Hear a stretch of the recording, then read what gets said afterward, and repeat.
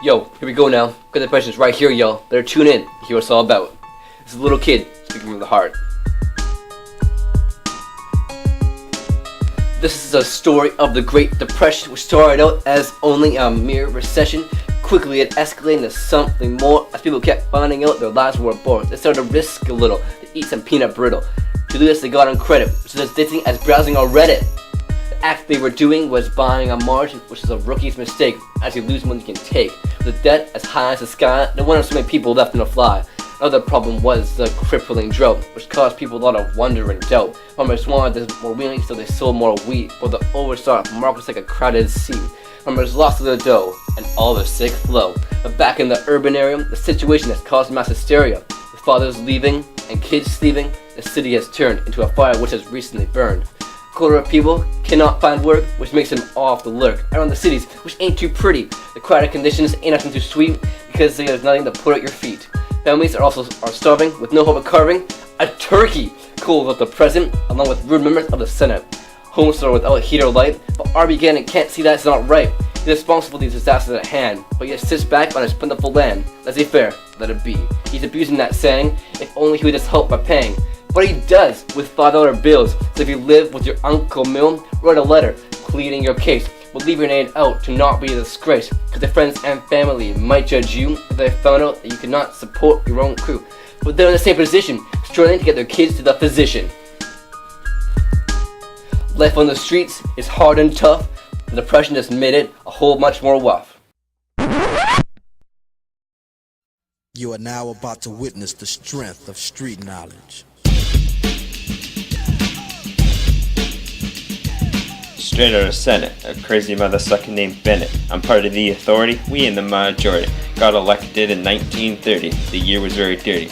Most people were very poor, they could not even afford to go to the store. Nobody could even afford food, which put them in a bad mood. I tried my best, I had to even invest. The greatest test was coming up with all these plans. I ain't even got no support from my fans. I got help from my homie FDR. I came up with the idea of a new deal, but nobody listened to my spiel. When the economy took a slide, young men rallied outside. Trying to deal with the drought, but my crops have yet to sprout. Can barely afford plants for my crops because the wheat prices have dropped.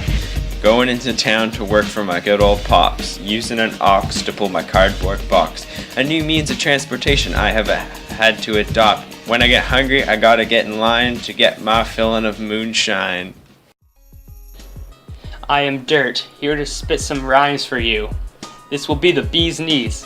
I'm mad at all these politics. Someone start doing something before I start throwing bricks. The business cycle took a big fall, putting the economy in a recession. Many people hit the wall, and now it's in a depression. This all started on Black Tuesday, doesn't even matter what you say. October 29th, 1929 was the day the market did sway from its original way. In the 1930 election, Bennett was the selection. He said the economy needed a correction.